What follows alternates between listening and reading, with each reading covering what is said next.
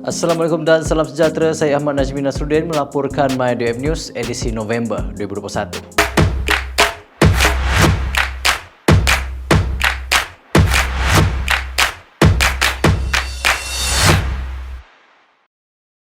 Jabatan Perikanan Malaysia telah mengadakan persidangan pegawai kanan yang julung kali diadakan dan melibat seramai 200 orang pegawai di seluruh Malaysia dengan amalan norma baharu.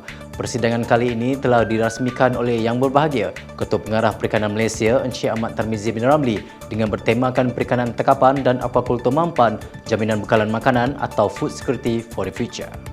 Tema ini adalah selaras dengan usaha pihak jabatan untuk menjamin kecukupan bekalan makanan pada setiap masa, khususnya dalam menghadapi situasi di luar jagaan dan memenuhi permintaan dan ekspektasi rakyat, Komerasasa serta kepimpinan negara. Dalam suasana ekonomi global yang mencabar dan peralihan negara ke fasa endemik, pihak DOF sentiasa tuntas dan pantas dalam menepani isu serta cabaran yang rumit di dalam sektor perikanan. Jaminan bekalan makanan negara merupakan fokus utama pihak kerajaan seperti yang diberikan perhatian di dalam Jawatan Kuasa Eksekutif mengenai Dasar Sekuriti Makanan Negara FSCC dan selari dengan Dasar Agro Makanan Negara 2.0 yang digariskan oleh Kementerian. Hala tuju dan lanskap sektor perikanan telah disusun menjangkau ke tahun 2030 dengan melengkap rantaian nilai perikanan, penggunaan teknologi, IoT, penerapan IR 4.0, inovasi, mekanisasi dan otomasi, memperkasa modal insan dan tenaga kerja, memantapkan aktiviti penyelidikan, pembangunan dan pengomersialan, mewujudkan new business model serta memperkukuhkan sistem penyampaian perkhidmatan jabatan.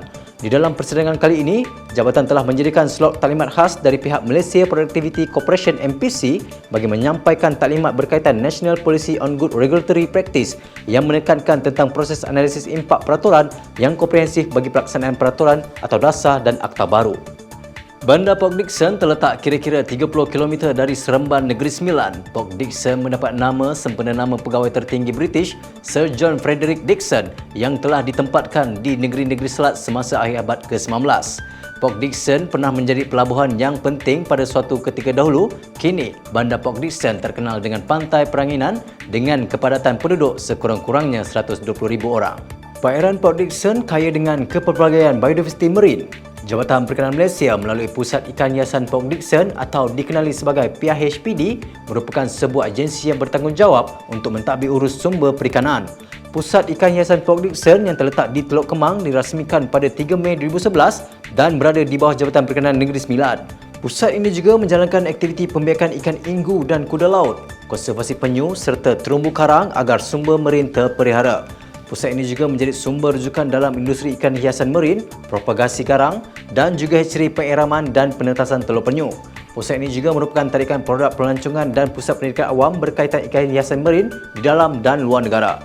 Selain itu, penyelam pasukan Jabatan Perikanan Malaysia turut melakukan selaman rutin untuk mencerap maklumat kesihatan karang di perairan Port Dickson. Kepelbagaian biodiversiti marin di Tanjung Tuan sangat unik dan memukau. Jabatan Perikanan Malaysia juga berperanan untuk memantau kawasan pendaratan penyu yang bertelur di sepanjang pantai Negeri Sembilan. Melalui pemungut telur penyu yang berdaftar, mereka akan melakukan rondaan di sepanjang pantai pendaratan penyu bertelur. Telur penyu yang dikutip akan dihantar ke Pusat Ikan Hiasan PD untuk proses pengiraman dan penetasan.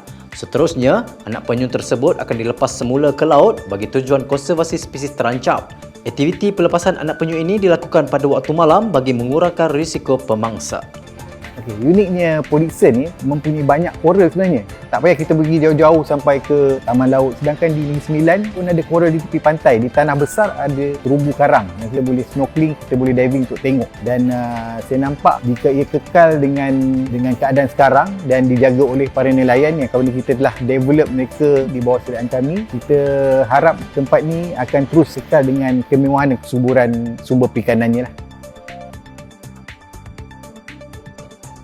Perairan Pulau Langkawi mempunyai keluasan berukuran 478.48 km persegi dan mempunyai seramai 2,696 orang nelayan tradisi iaitu pemilik vessel dan awak-awak yang mengusahakan peralatan menangkap ikan tradisional.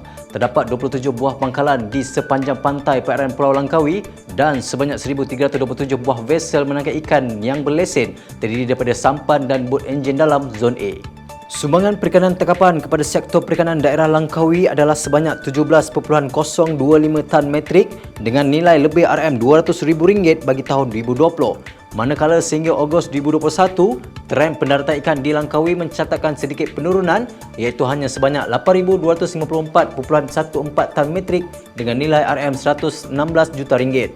Ia adalah disebabkan faktor cuaca yang tidak menentu dan pandemik COVID-19 yang melanda negara ketika ini.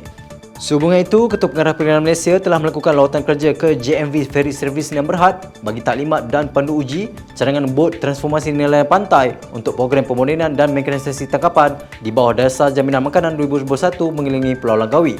Taklimat ini adalah berkaitan perubahan penggunaan enjin luar ke enjin dalam bagi bot kategori A serta pembuatan bot mengikut ciri-ciri untuk penangkapan ikan dan menaik taraf imej nelayan ke arah yang lebih moden dengan ciri keselamatan yang lebih sophisticated. Cadangan yang digunakan oleh syarikat ini adalah menggunakan enjin kapasiti 150 horsepower berserta genset namun tertakluk kepada nelayan yang memohon. Penggunaan enjin ini boleh ditingkatkan sehingga 200 horsepower atas permintaan pengguna berpandukan syarat-syarat yang termaktub di dalam dasar pelesinan jabatan. Cadangan ini dibentang bagi menyahut seruan kerajaan di dalam program pemodenan mekanisasi tangkapan nelayan tempatan agar dapat menerokai kawasan tangkapan yang lebih jauh.